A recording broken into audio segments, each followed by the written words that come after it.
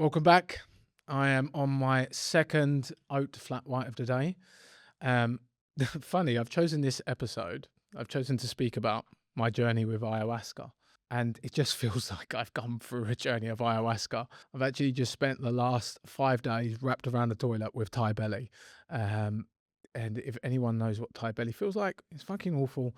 I actually weighed myself on the scales earlier and I've just lost 4 kilograms. So the irony of actually speaking about ayahuasca today is that was similar to my ayahuasca journey, just except it lasted for 4 or 5 days. Anyway, I was trying to think about like what the theme of this episode is really, but it's like, and what really came through for me was growth comes after the hard part. So you get the gift after you've gone through the trials and tribulations, and then you obtain the gift. It's like the hero's journey, if you like.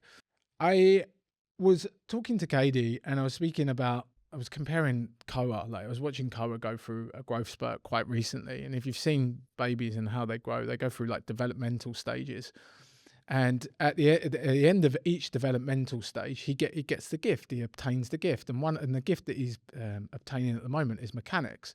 But prior to the gift, he goes through this really difficult period. He throws his toys out the pram. He throws a tantrum. He's really struggling with it. He's overwhelmed. He doesn't sleep as he used to.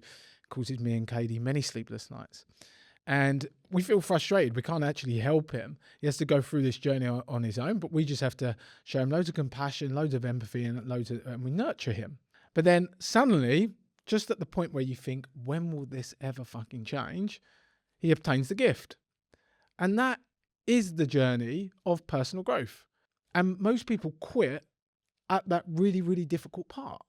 They stop just before they obtain the gift, they obtain the gold. And that's a big lesson that we can see in children's development that we could actually take into our own personal evolution and growth. So anyway, enough of the lessons in and around my child. Let's talk about ayahuasca. Okay, ayahuasca. Where do I start? Okay, for those that don't know anything about my journey with ayahuasca, let's just say it was one of the more challenging experiences of my life. Arguably, I would say it was harder than one of my dark nights of the soul. And I do not say that lightly. However, the other side of it, I would say it was there's like this weight lifted. It was serene. It was surreal. It was like I did obtain that gift. It's like after the hard part comes the gift. The saying is true, but oh my fucking God, I don't think there is enough preparation that you can do to prepare you for what is about to come. And they use the line when you're about to go into ceremony or where you're stepping into this space, when you go and meet the Taito or the shaman will go, I can't remember what he exactly will say. But he said something like, the medicine doesn't give you what you want, it gives you what you need. And that was certainly true for me. So I'm going to put this into context. I've wanted to do ayahuasca for a number of years, but I've always said it was going to be done on two conditions. One, I needed to feel called to do it. I needed to feel big call and I was ready to do it. And number two was I had done enough work on myself where I felt like I was emotionally, mentally, and physically prepared for what ayahuasca could bring up. And I stick by that. Like that's, especially that second piece. I can see why people struggle with ayahuasca if they haven't done any work on themselves. I think inner work and learning how to regulate and learning how to be with yourself, like emotionally and in the intensity of the emotion, is really fucking important. And you'll see why. But to put this into context, so it was in January 23 and I felt the ping to do ayahuasca. And we was going through a fair bit, me and Kady at the time, about where we should be, like, oh, should we be in a season of settling down or having children? Should we be traveling still? Like, we'd just come back from Thailand and Bali. Like, it was a really confusing time for us. And we'd been together for a few years. And we hadn't been proactively trying for children, but we hadn't been careful about not having children. And yet, for 3 and a bit years, we hadn't even had like a hint that we could have a child. And anyway, I was working with a guy called Rick, who's Rick William, who's my teacher, my mentor. I worked with for 7 months, who I really admire in this space, and I love his work. And I was working with him, and he said on one call, "I've got an opportunity to do ayahuasca," and he thought of me. And as soon as he said it's something that there was like a full body fuck yes, I need to fucking do this. And I think that's really important for a man. You know when it's a fucking yes. Most men are really shit at tuning into your body when it's a yes and when it's a no, and saying yes to the yes and saying no to the no. But it was a full body fuck yes. I was like, Rick, I'm fucking in. Like 6 months away, 7 months away, I'm fucking in. And I told Kady about it after the call. I said, look, I'd like to go to ayahuasca. I'm willing to go on my own. And she just turned around like she does. She's incredible, my partner. But she was just like, I'm in. I was like, wow, okay, we're both in on this journey. That's why I love our relationship, because compatibility wise, like she likes weird shit like I do. So we're both in on this journey. And Rick's container was really beautiful because it had like 3 months preparation work. So you've done some prep work before you went. You studied some of the tools, the modalities that you're going to need to use in ceremony. And anyway, there was during that preparation, once we started getting into the work and the preparation, I decided that me and Kady were starting to get serious about the talk around about having kids. And I said, Kady, I just got this like inkling that there's something quite not right. And Kady felt the same inkling, and she brought something to me and I brought something to her. And anyway, we both decided to do something about it. This is probably about a month to 6 weeks outside of us leaving for Costa Rica to go to this jungle, in this middle of this jungle, to go and sit with the medicine. And oh my God, that is another fucking story in itself. So anyway, I had to go and do the I had to go and do the sperm drop, and they give you a little container to go and put your sample in and go and drop it off in the hospital. Anyway, you had to drop it off within 45 minutes of taking the sample. Anyway, we worked out we lived in a small coastal town, and the hospital that they wanted us to drop it off in is over an hour away. So it's like, shit, I can't do the work until I get to the hospital. I'm going to have to do it at the hospital in the car park of the hospital. So anyway, I got to the hospital, and I was looking for toilets, like a disabled toilet where I could take the sample. And all these disabled toilets were out of action, and like everywhere, and it was the pressure on me trying to perform was like ramping up and amping up, and I was like, I'm just gonna have to go into like a normal toilet, a normal cubicle. I have to remember just being in this cubicle, and it was like probably the hardest the hardest getting off I've ever had to produce under pressure, where I could hear doctors talking in the cubicle about their work, and there's me trying to having to produce a sample. Anyway, that being said, we're moving on swiftly. But it just brought up that memory. Anyway, so we've taken these samples and we go to Costa Rica. We head out to Costa Rica. So it's really important bit of the story, this. And it's 6 weeks, 6 weeks after we've taken the sample. So we've gone away, and Kady's done some tests herself. And we go out to the jungle, and Costa Rica I'm so excited for. And we land in San Jose, and then we take a like small jumper plane, 2 jumper planes, to a place called Nasara, which you land on a runway, which has got cows on the runway. It's just an incredible place. And we ended up in this beautiful hotel in this surfers town, and they want to protect the environment so much in Costa Rica. So this place is like, it hasn't got any man-made roads. Like, it's just incredible. Anyway, this is the place that we're doing ayahuasca, but there's some really cool places. There's really cool spots to visit and watch the surf. And anyway, as soon as you landed there, you felt like the energy was different. And then 1 week prior, so we've got out there around about 10 days before, and then 1 week prior to actually taking ayahuasca, we started having to continue to reduce our diet, because you want to have a clear system for ayahuasca to work her magic. And started having to cut out numerous things weeks and weeks before. But it got down to like the last week and we had to cut out coffee and caffeine and alcohol and red meats and salts and peppers, and our diet was getting less and less tasty. And honestly, I really struggled with that. I really struggled with the caffeine thing. I was actually meant to cut out caffeine a week before, but I actually pushed it till like 3 days before, I think, which I don't think probably helped my experience. Anyway, we get into ayahuasca. We get into this retreat center. Incredible, incredible space. It's called Blue Spirit. Check it out. It's incredible. We get into this this space, and we have been doing this group work prior to us coming out there. So Rick, who has organized the retreat space, he had set up the pre-work. So we had already sort of met the other people that we were going on this journey with, which actually was really, really good because it brought a level of like safety. Like I knew who I was actually going to be in the circle, in the space with. But as soon as we got in this retreat space, it was in like this gated space that you went up the hill, and then it was like in the middle of the jungle. It was stunning, surrounded by thick jungle. These screaming howling monkeys, they were called, but you watch them every single day. Incredible. It was just like dense jungle. I can't explain it. On the ocean though, it was unbelievable.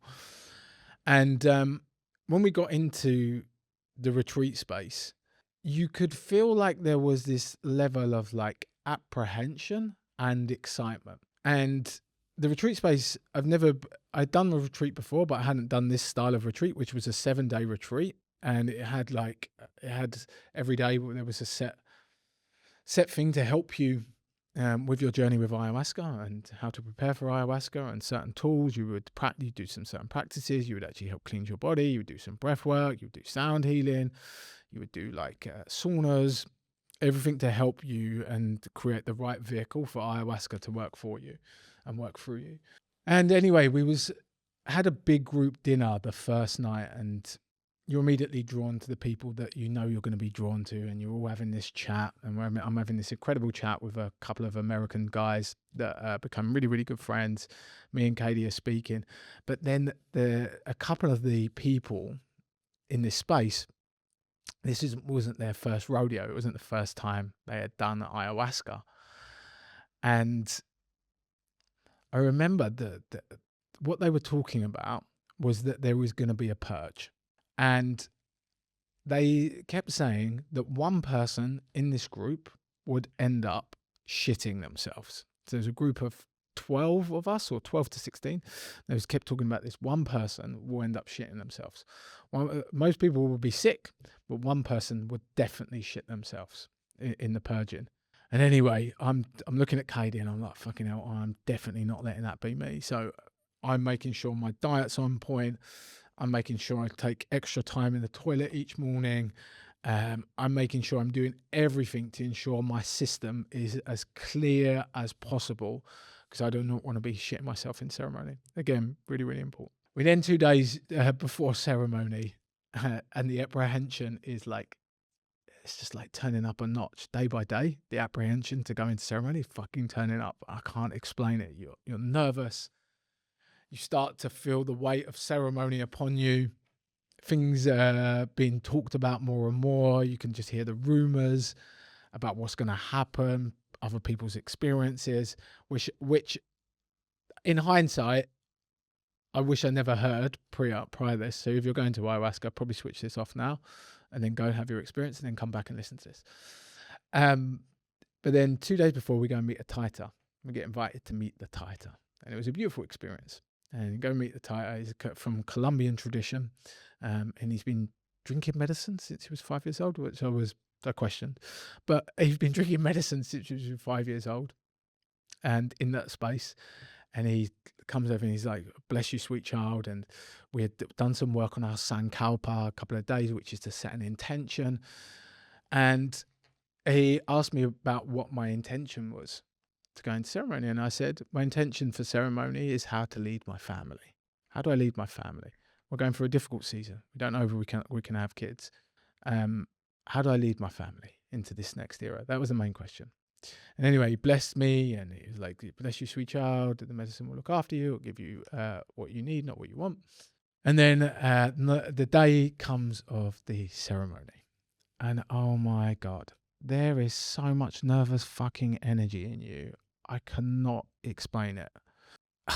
It just gets ramped and amped up. And me and Kady are pulling out every tool on the day of ceremony to sort ourselves out. We're doing shaking, we're doing dancing, we're doing breath work, we're meditating, we're going for multiple walks. We're like really trying to look after our field. I'm listening to motivational podcasts. I'm like literally trying to look after and prepare myself in the right way. But nothing can prepare you when you don't know what's about to happen. And that's like that path of uncertainty, like purpose, like going after your purpose. The reason people don't go after their dreams and their purpose and their mission is because it's uncertain, and there's a level of like fear, apprehension that you have to be with, and that emotional experience is difficult. Anyway, we walk into last part of it is we have a steam. So we have like this sauna experience, which is under a tent. They've got like a boiling pot of sweet bitter plants. So basically we have a sauna together under this tent, and you've got these 4 little stools that you sit on in the jungle, and this pot is boiling, and then they shut the tent, which is just a sheet over like a makeshift tent, and you sit there with 5 other guys, because the men will sweat out together and the women will sweat out together, and we will sweat out with this bitter plant, sweat out any of the toxins that need sweating out before we go in ceremony. So now you lose even more weight, because on the day of the ceremony they recommend you stop eating before 12 o'clock. And I don't think I ate from 8 o'clock onwards, because I was fearing me shitting myself in ceremony. So now it's time. And me and Kady, an hour before ceremony, I was like, oh my God, Kady, I don't know if I can fucking do this. I am so nervous. And she's the same. And we're both like amped up in our room, and we just can't shake these nerves off. And even now I'm feeling like my system like get really nervous about it. And anyway, we go into me and Kady do another shake. We go into ceremony, and just before I say, Kady, like, I see that everyone wears white into ceremony. I said, can I borrow your white linen trousers? She's wearing something white, and I was like, can I borrow your white linen trousers? She was like, yeah, we're not thinking anything of it. Anyway, she borrowed her white linen trousers, get into ceremony, and the space is surreal. So you have these chairs that are set up for you. They're on the floor, set up. There's a bucket next to your chair, and you're sitting up, but the room feels darker. You come in and everyone's just really quiet. They're talking to each other, and at the front of the ceremonial space, there's like the taita, the support facilitators. There's the singers of the men and women who are going to play music throughout the ceremony, like the akaros, and they're all just waiting in anticipation. They know what's about to go down. Me, I'm oblivious. They then split me and Kady up. They're like, Kady, you sit one side of the room. Dan, you sit the other side of the room, because we would affect each other's energies. So we're literally on our own journeys. And they put me in between, to get this, America's gut doctor and a leading psychotherapist. So I'm sitting in between these 2 guys, and America's gut doctor is a New York best-selling author. And so I'm in the middle, just little old Dan is in the middle. And I really notice what I'm saying here is like little old me. Like I feel a sense to perform for them, because I want to be accepted by the tribe, like I feel in some way inferior to these guys. Like I'm in admiration of these guys, but my language is I'm inferior. They're better than me. So we get into ceremony, and before ceremony, there was a couple of things said to me, but there was the one piece that I recall was, you will go and take a glass of medicine right at the beginning of the ceremony. Everyone takes a glass, you queue up, the taita will bless you, and then you take your medicine and you come back to your chair. Then you will go into 3 hours silent meditation, and then another bell will ring, and then you get invited to come back up for more medicine. And one of the teachers said, how do you know if you need to take more medicine or not? And he said, you're in a dialogue. If you're asking yourself the question, do I need to take more medicine? You need to take more medicine. That's basically it. If you're asking the question. Anyway, go into ceremony, take the first, the smell and the taste of this thing. Oh my God. It looks like tar with like I don't know, like this weird seal on top, and the smell, oh, it's hard. And you take it, you go and sit back in the chair, and you get ready to like go into silent meditation and preparation for hours. So that starts. Ceremony was 7 p.m. till 7 a.m. And anyway, we're in the meditation, and there's just this sense of like, I don't know what's fucking happening, but nothing is happening right now. Like, when is this shit going to start kicking off? And I don't feel like anything's changing.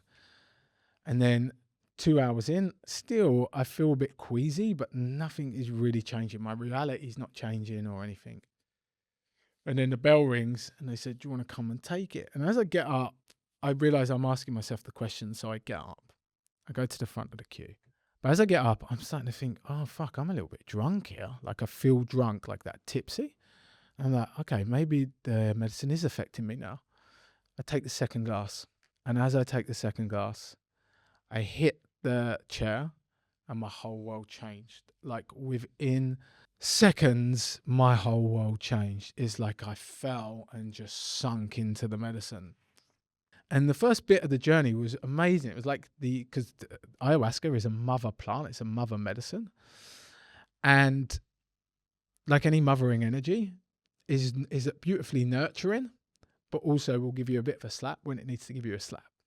So right at the beginning of the ceremony, it was beautiful. It's like, I was seeing like me being the creator, and I could create all this shit, like money, I could create status, I could create businesses, I could create the villa, I could create the home. And I was watching it on a timeline in front of me. I was like, whoa, this is incredible. Like, I'm loving this journey. And then it just stopped, and it was like, vroom. And it was just this stopping. And the medicine then said to me, I want you to shit yourself. And I was like, no, I'm not fucking shitting myself. And I can hear people like being fucking sick around me and stuff. And I was like, no, I ain't fucking shitting myself. You got to be fucking kidding. And I can only describe this as she was talking to me in the ear, like whispering it to me. I was like, nah, I ain't fucking shitting myself. You do whatever you want, but I'll be sick for you, but I'm not. And I'm talking to her. I'm like, but I'm not shitting myself. And she then says, I want you to shit myself. And then I'm going, I don't want to shit myself. And she's going, I want you to shit myself. And so we're doing this back and forth. And I'm like, look, listen, I'm next to America's gut doctor, and I'm next to this psychotherapist that is a leader in his field. And there's me. I'm not fucking shitting myself in the middle of these people. Anyway, we're going through this ding dong, and this feels like it's going on for hours. And apparently during this, I was becoming quite distressed by this. And I could hear the chanting getting louder. And then someone said I had like a whole team around me. I was not aware of this, but they were smashing me with these like stinging nettles and to get rid of the demons out of my body, because they could hear this internal struggle that was going on. But all it was the medicine saying, I want you to shit myself. And it was becoming torture. And notice, a lot of men live in this. They keep repeating a pattern and they don't break the cycle, and that is torture. Keep repeating the same mistake over and over again without just surrender to it, accepting it, and doing some work on it. And then I said, fuck it then. I accept it. I surrender. And that's surrendering. The mother ayahuasca, her vines came around my body, and I literally dissolved into my own shit. And apparently, Kady said that all she could hear was someone shout, that's a fucking proper surrender. And it comes to... it turns out that was me shouting in the middle of ceremony, that's a fucking proper surrender. You can take the boy out of the southeast, but you can't take the boy out. No, you know what I mean. Anyway, so I surrender. I'm now dissolving into shit. I've now got all these titers smashing with these stinging nettles, releasing demons like from me. And as this is happening, as I've been dissolved into it, I'm just met with ancestral trauma and my ancestors' pain. And it was a lot to hold, to witness the pain that they went through. And I was really struggling with it. I was screaming. I remember it's just too much. It was like I was watching all the pain that they had dealt with.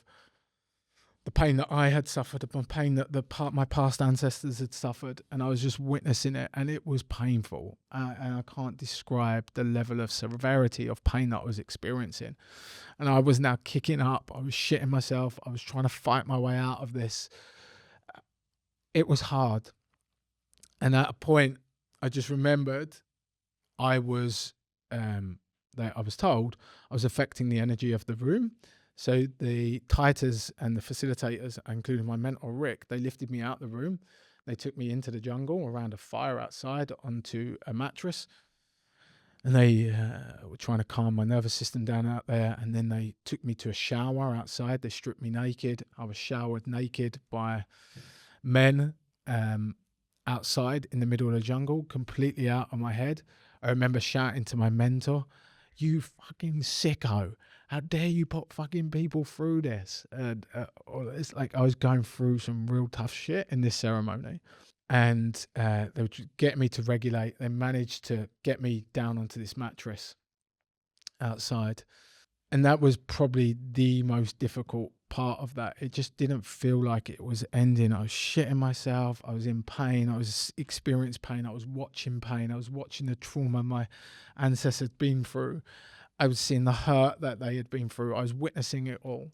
And then I came into by the fire, and I started looking up at the sky, and it was like I could see the matrix of how the world was created. It was beautiful. It was amazing.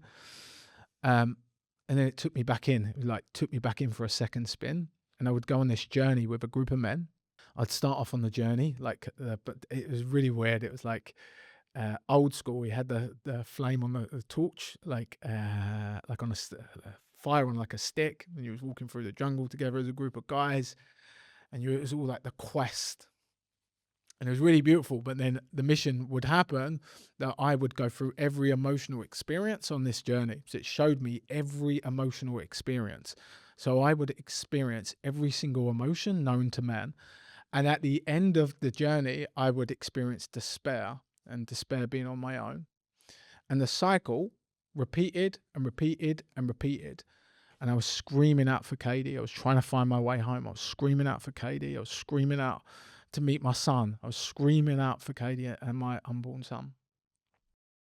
And I just couldn't break this pattern. I just couldn't break it. I was going through this emotional experience, the same experience of every emotion with a band of brothers, and then ending up alone in despair, and then going through it again and again and again, and I couldn't break it.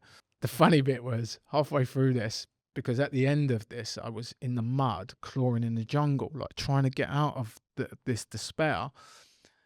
I saw my mentor's face. He's just like right in front of me, and he was like, "Dan, stop throwing stones." Apparently, I was just in the middle of ceremony, just getting fucking throwing stones at people. I don't know. I don't recall that, but I did wake up with like loads of mud in my fingernails. Anyway, by the end of the morning, as the stars and the light starts to come up, I start to wake up and come out of this. I'm low on energy. I'm depleted. I'm in pain. And I'm in shock of what I've just experienced for 12 hours. And they lifted me and they put me on some chairs the other side of the ceremonial space. And she was amazing, an amazing breathwork teacher as well.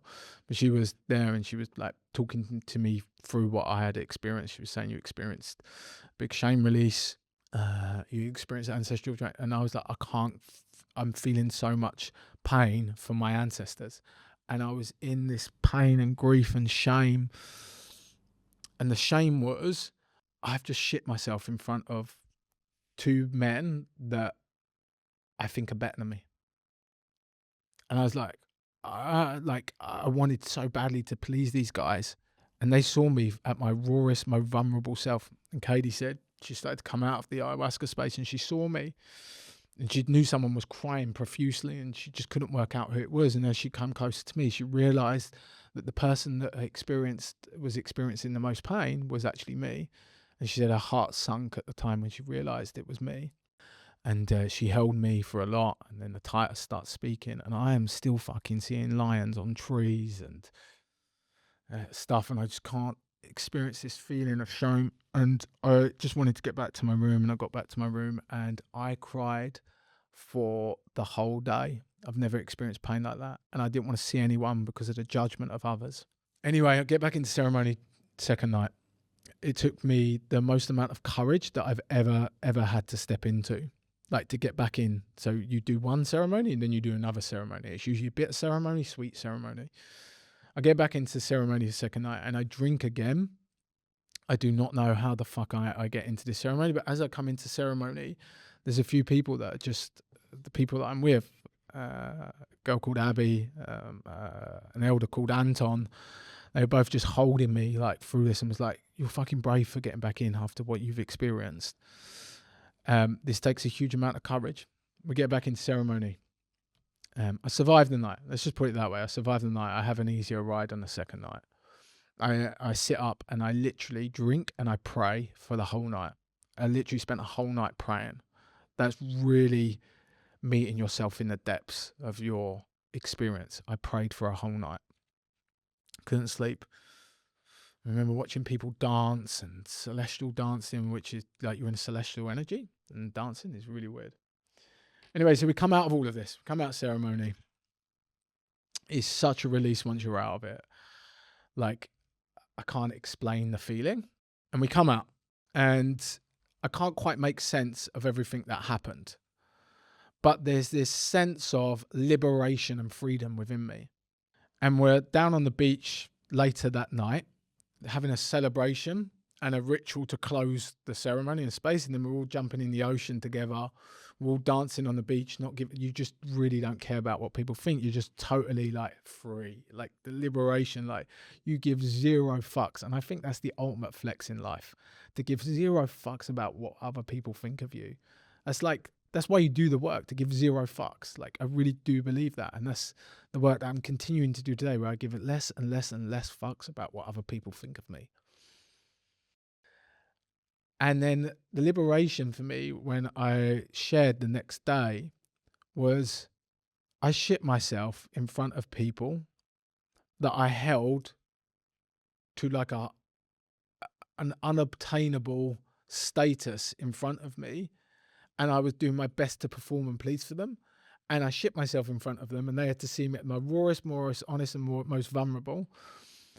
And these men were the ones that came up to me first and was like, "I fucking love your courage to be that honest and that real. And I admire you for that person." Teaching me that just being your most authentic, real, honest, vulnerable, covered in shit self is the key to belonging. Like the key, the very fucking key. So we come out of this and we get back home. We was on our way home from Costa Rica. Just fast forwarding a little bit because there's some magic here. And we're in New York, and me and Kady are sitting in New York airport. And Kady says to me, "I don't want to go back to UK." And I was like, "I don't want to go back to UK. It's not home. Let's go." And she's like, "By the end of this journey, we must decide where to go." And we get off the plane in London Gatwick, and people are waiting for us to arrive home. And we ring them up and say, "We're not coming fucking home. I'm really sorry." We looked at the flight board and we saw the top flight was Lisbon, and we booked Lisbon, and we just sorted things out. We ended up in Lisbon. It was a bit stressful because they lost our cases, and it was like 30 odd degree heat in August, and we're sitting in bloody tracksuit bottoms. Anyway, I had a message on Instagram, and I opened the message on Instagram, and it was from a lady called Shauna, a good friend of mine now. Beautiful lady. She was in Ayahuasca ceremony, and she was like, "Dan, I need to reach out to you. The medicine asked me to reach out and speak to you." I was like, "Okay. Yeah, I'd love to have a call with you. Yeah, I'd really be open to that." And I get off this message and I had to speak to Kady. Kady, Shauna asked you to have a call, and she said no. So put this call in for 4:00. Kady goes to work, and I'm sitting in the apartment. And at 5 to 4, I get a phone call. And the phone call's from my doctor. And the doctor goes, "Mr. Constable?" And I said, "Yes." He said, "I've got your test results." I was like, "Right." And he was like, "I need you to come in and see me, Mr. Constable." I was like, "Well, mate, I'm in Lisbon. or in a place called Caprica, just outside Lisbon. Can't come in and see you. Can you tell me your results? No matter what they are, can you just tell no, it's very urgent. You need to come in and see us. And I was like, oh my fucking God, this is 5 minutes before I have this call with Shauna. And I am burst into tears. I ring up Kady. I tell Kady, I'm like, Kady, they've just rung me up, said I need to come in urgently. And she was like, I don't know what to do. So I put the phone down. I said, I've got this call with Shauna. I've got to get on this. I don't want to get on this call with Shauna. I can't be fucking bothered with this. Like, I don't need this right now. I get on the call with Shauna and I'm sitting there and I'm trying to compose myself, but honestly, really, really fucking difficult. And she says, Dan, the medicine asked me to speak to you. Do you know what I do? And I was like, no. She went, do you know what my gifts are? I was like, no. She went, the medicine told me what my gifts were. And she went, I'm a spiritual midwife and I got told to speak to you. And 5 minutes after the doctors, I just bawled my eyes out. And she went, I've been told by the medicine that you need to speak to your unborn son every day because he's walking with you right now. So she then interpreted the message of ayahuasca and she said, you got told you released shame. She said, you didn't release shame. She said, what you got taught was how to lead thousands of men into the darkness and shine the light inside the darkness. It showed you how much courage that you have available to you. And you cleared the karmic path in that ceremony for your ancestors' suffering, for your son to be born. I wrote to my son every day since that point. Unbeknowingly, Kady was pregnant.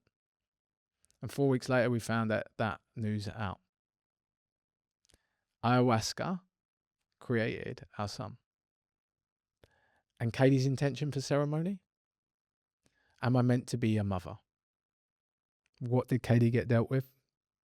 She thought she was coming in for this massive fucking experience.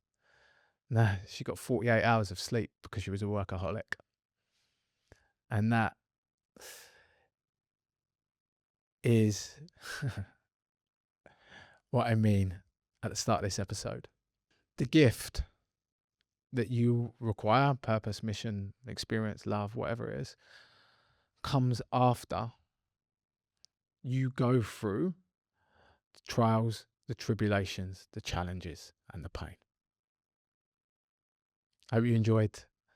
Thanks for listening. Thanks for tuning in to this episode. And I'll see you next week.